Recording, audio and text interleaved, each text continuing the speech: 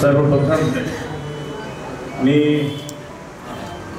धर्माबाद तालुक्यातील सर्व आमच्या इथं उपस्थित असलेले ज्येष्ठ मंडळी, आमचे सर्व युवा पदाधिकारी यांना दिवाळीच्या अशा हार्दिक शुभेच्छा देतो। आज धर्माबाद शहरात दिवाळीनिमित्त होणाऱ्या व्यापाऱ्यांच्या भेटीगाठी आज आपण या ठिकाणी ठेवलेल्या आहेत। या कार्यक्रमासाठी आम्ही जमलेलो आहोत। उपस्थित आपल्या नायगाव विधानसभेचे महाविकास आघाडीचे उमेदवार काँग्रेस पक्षाचे डॉक्टर मिनलताई खंडगावकर आणि सर्व इथं धर्माबाद तालुक्यातून उपस्थित असलेली सर्व आमची ज्येष्ठ मंडळी, तरुण मित्रमंडळी, आज आपल्याला माहिती आहे की येणाऱ्या 20 तारखेला विधानसभेसाठी मतदान सर्वांना आपल्याला मागायला जायचं। आपल्याला सर्वांना याच्यासाठी म्हणतोय की आपण सर्वजण इथं बसलेले सर्व प्रमुख पदाधिकारी आहेत आणि आपल्या जोरावरच येणारी जी निवडणूक आहे, लोकसभेची असेल का विधानसभेची असेल, आपल्याला आपण जर किती मेहनत करतो त्याच्यावर आपल्याला काही परीक्षा आपल्याला द्यायची। परीक्षेसाठी आपल्याला सर्वांना फिरायचं आणि किती मार्क मिळतात 23 तारखेला हे आपल्याला सर्वांना दाखवून द्यायचं। खरं तर प्रत्येक निवडणूक म्हणलं तर त्या निवडणुकीसाठी कार्यकर्ते हे खूप महत्त्वाचे असतात, कारण कार्यकर्त्याची मेहनत किती आहे त्या जोरावरच आपण प्रत्येक निवडणूक यशस्वी होत असतो। तसं पाहिलं तर ताई ही धर्माबादची आमची सर्व मंडळी ही हक्काची आहे, स्वाभिमानी मंडळी आहे आणि वेळोवेळी अडचणीच्या काळात मोठे माणसं जरी पक्षातून इकडून तिकडून गेले तरी ही मंडळी काँग्रेसचा झेंडा सदैव आपल्या आपल्या गावामध्ये खंडावर घेतलेली मंडळी आहे। त्यांनी काँग्रेस पक्षाला ठीक आहे त्या गावाच्या परिस्थितीमध्ये कमी जास्त जरी झाला असलं तर तरी पण काँग्रेसचा झेंडा याने कदापि खाली पडू दिला नाही आणि काँग्रेसची एकनीस राहिलेली ही सर्व मंडळी आहे आणि मला विश्वास आहे की आपल्या सर्वांच्या जोरावर निश्चितच यावेळेस आपण धर्माबादमध्ये काँग्रेसला पुढे नेण्यामध्ये यशस्वी राहू। आज बऱ्याच चांगल्या गोष्टी या ठिकाणी झालेल्या आहेत। काल ताईंनी आता म्हणल्याप्रमाणे जरांगे पाटलांनी उमेदवार दिलेले नाही आहेत, त्यांनी या ठिकाणी उमेदवार महाविकास आघाडीला पाठिंबा दिलेला आहे। कालच आम्ही गोरठ्याला माननीय माजी खासदार भास्कररावजी पाटील खंडगावकर साहेब आणि मी स्वतः दोघंजण आम्ही त्या ठिकाणी गोरठ्याला गेलो होतो शिरीष भाऊला भेटायला। शरद पवार साहेब स्वतः शिरीष भाऊला फोनवर बोलले, जयंत पाटील साहेबांशी त्याची चर्चा झाली।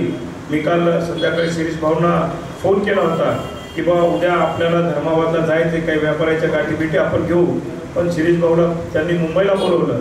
आज मीटिंग त्या ठिकाणी आहे। निश्चितच तेही मुंबईहून आल्यानंतर आपल्या या महाविकास आघाडीच्या प्रचारामध्ये सहभागी होतील आणि इथली जी महाविकास आघाडी आहे धर्माबादमध्ये ते सर्व काँग्रेसची मंडळी असतील, आमचे शिवसेनेचे मंडळी असेल, गिरी महाराज असतील का आमचे रेड्डी साहेब असतील, आणखी सर्व मंडळी आणि राष्ट्रवादी काँग्रेसची शरद पवार साहेब गटाची मंडळी असेल, सत्तावीसराव, हे सर्व मंडळी ही एक दिलाने आणि एका जोमाने काम करणार आहेत आणि मला विश्वास आहे ही मंडळी सर्वजण एका जोमाने काम केल्यानंतर तालुक्यामध्ये काँग्रेस पक्ष निश्चितच आपला आघाडीवर राहील आणि जास्तीत जास्त मतदान आपल्या काँग्रेस पक्षाला मिळवून देण्यासाठी ही सर्व मंडळी प्रयत्न करणार आहे।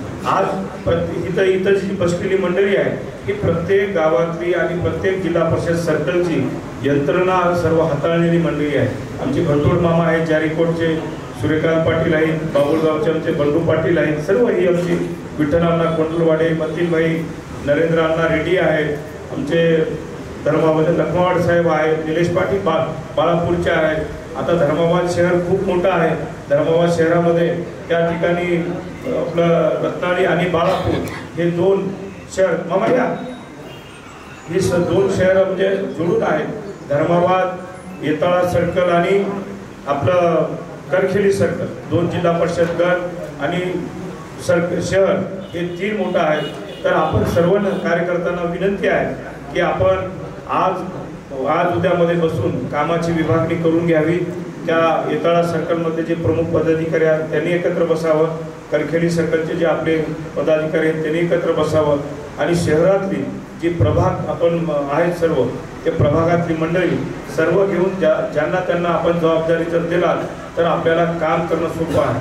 सर्वात महत्त्वाचं आपल्या गावात आपल्याला माहीत असते की हा मतदार कुठं आहे। आज आपण बाहेरगावचे जे मतदार आहेत सर्वप्रथम आपण याद्या आपण तयार केलेल्याच असतील, बाहेरगावचे मतदार कुठं आहेत त्यांचा संपर्क करा। या ठिकाणी आमचे बंधू रणजित चव्हाण आहेत, बाळासाहेब पाटील खतगावकर साहेब आहेत, तिथं आपल्या ऑफिसला बसून आहेत।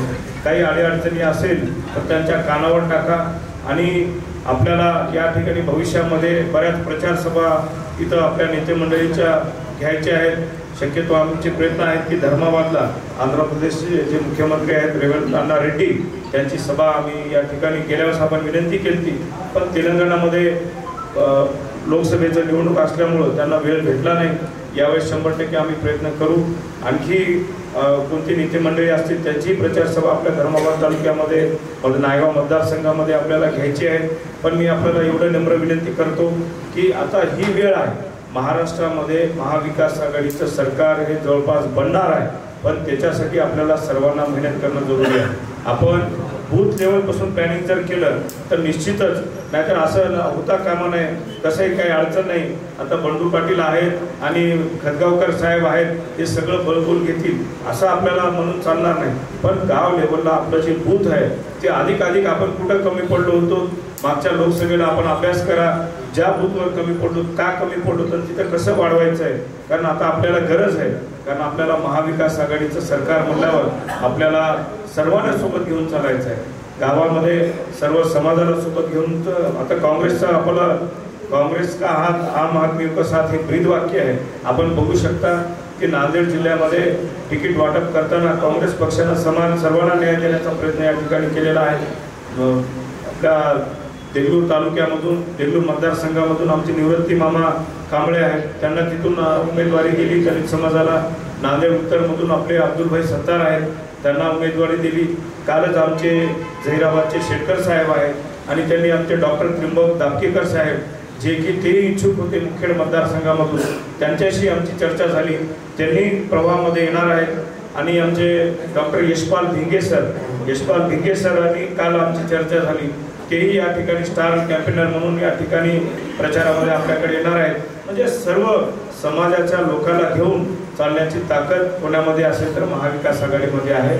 सर्वांनी एकत्र यावं आणि आपण जर बघतो की धर्माबाद मी म्हटल्याप्रमाणे धर्माबाद तालुक्यामधलं नियोजन आपण सर्वांनी जर बसून एकत्र आणि एक दिलानं जर केला तर निश्चितच मला विश्वास आहे की धर्माबाद तालुक्यामधून आपल्या उमेदवाराला विधानसभेला सोबतच लोकसभेला दोन्ही उमेदवारांना या ठिकाणी मताधिक्यानं आपल्या माध्यमातून मिळणार आहे, निश्चितच मिळणार आहे। पण त्यासाठी आपल्या सर्वांची मेहनत खूप महत्त्वाची आहे। आपण आपले जे मनातले किंतु परंतु काही भाव असतील ते थोडंसं बाजूला ठेवायचं आहे आणि या ठिकाणी खतगावकर साहेब असतील, त्यांनी आल्यानंतर दादा आल्यानंतर निश्चितच आपली ताकद या ठिकाणी वाढलेली आहे। कारण धर्माबाद तालुका हा पूर्वी बिलोरीमध्येच होता, दादाचाही संपर्क या ठिकाणी आहे। आणि आपले साहेब स्वर्गीय वसंतरावजी चव्हाण साहेब यांना तर आपण 3 वेळेस या ठिकाणी निवडणुकीमध्ये आपण आशीर्वाद भरपूर लाभलेले आहेत, ते आम्हाला विसरता येणार नाही। म्हणून आपले जे संबंध आहेत एक स्वाभिमानी आपण सर्वजण आहात, त्याप्रमाणे आपल्याला मिळूनच राहायचं आहे। आणि खरं तर आता आम्ही सगळे कोणी दुसऱ्या फळीतले कोणी तिसऱ्या फळीतले यंग ब्रिगेड आपल्यासमोर आहोत का घंटोळ मामा, आता आमचं चव्हाण परिवाराची 3री पिढी आहे आणि खतगावकर परिवाराची 2री पिढी आहे, तर आम्ही दोघंही यंग आहेत। पण आमचं कुठलं जरी चुकत असेल तर तुम्ही मोठे म्हणून आम्हाला त्या ठिकाणी चूक लक्षात आणून देण्याचं काम आपण सर्वांनी करायचं आहे की बाबा आपण इथं थोडंसं कमी पडत आहोत असं करा। कारण या ठिकाणी आपले साहेब स्वर्गीय वसंतरावजी चव्हाण साहेब होते, त्यांना सगळ्या काही गोष्टी माहीत होत्या, आम्ही त्यांच्यासोबत काम करत होतो। पण त्या ठिकाणी कुठं फरक असल्यामुळं वयाचा भूलचूक होत असते, ते भूलचूक आपला एक लहान भाऊ एक मुलगा म्हणून आम्हाला आपण सर्वांनी सांभाळून घ्यायचं आहे। आणि या ठिकाणी कोणत्या गोष्टी राहत असतील तर हक्काने या ठिकाणी सांगायचं आहे। मी म्हणल्याप्रमाणे बाळासाहेब पाटील आहेत, आमचे रणजित चव्हाण आहेत, बंधू इथं बसून आहेत आणि काही अडचणी असेल तर त्यांना तुम्ही सांगा।